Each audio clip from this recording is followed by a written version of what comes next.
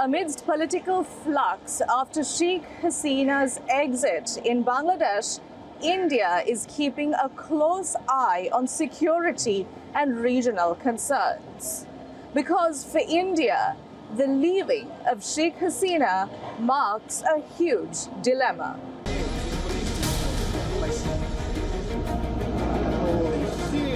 Alarm bells sound in India. Hours after Sheikh Hasina's exit, Prime Minister Modi called a meeting of the Cabinet Committee on Security. The morning after, External Affairs Minister S. Jaishankar called an all-party meeting, briefing MPs on multiple areas of concern for India. On safety of Indian nationals and students still in Bangladesh, the security question, and more. He also addressed both houses of the parliament on issues involved. At very short notice, she requested approval to come for the moment to India. We simultaneously received a request for flight clearance from Bangladesh authorities. She arrived yesterday evening in Delhi, but will naturally remain deeply concerned till law and order is visibly restored. Our border guarding forces have also been instructed to be exceptionally alert in view of this complex situation. India-Bangladesh relations have been on the uptick during Sheikh Hasina's tenure. India has frequently reached out to Bangladesh, aiding infrastructure development and more, besides expansion of trade and commerce. Sheikh Hasina herself has close personal links with India, one of the reasons India has given her refuge. She has notably tilted towards India over China and Pakistan.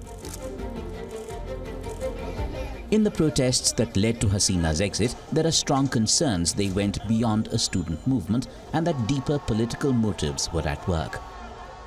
When you say that, there was, when they were the students, who are a very respected part of Bangladesh community, because even in the Liberation War, they've had a very active role. So the students are so patriotic and dynamic, they would not bring down the statue of Sheikh Mujib, who is the father of the nation.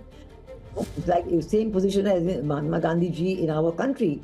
But the first thing that happened after Prime Minister Sheikh Hasina resigned, went to the president and they left the country, they started bringing down the statues of former Prime Minister Sheikh Mujib, the first Prime Minister of Bangladesh, the leader of the liberation struggle. They brought in cranes to bring up. Can students do that? Those were not students, because this movement had been taken over by protesters, and these were people, we saw them burn Sheikh Mujib's house where he lived and where he was assassinated. We saw them ransack the residence and office of Prime Minister Sheikh Hasina. So this element, if it's the Jamaat, who is behind them? We've seen all over the world that when students' demonstrations take place, if there's nobody behind them, the demonstrations peter out. You have discussions, some demands are accepted, some are not, and so on you go on. But if there is a force behind it, that is when the vandalism, the violence, the killings take place. And this is what we're very worried about, to see who was it behind them. Things now turn 180 degrees. Hasina's direct political opponent, Begum Khalida Zia, known to be pro-China and pro-Pakistan, is out of jail.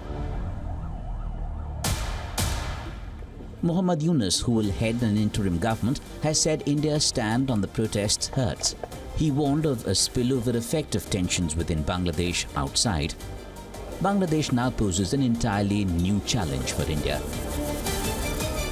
First of all, you watch the situation very carefully. We are worried about instability in Bangladesh spilling over on the Indian side. So we have put a 200-meter curfew all along the 4,000-kilometer border. So that's the first thing, to look after your own citizens. They have come back and so on. Then we say, okay, now we have to talk. We have to talk to a responsible person and see how we continue the relationship, because there's so many on a daily basis. Meetings have to be held, and discussions have to be done.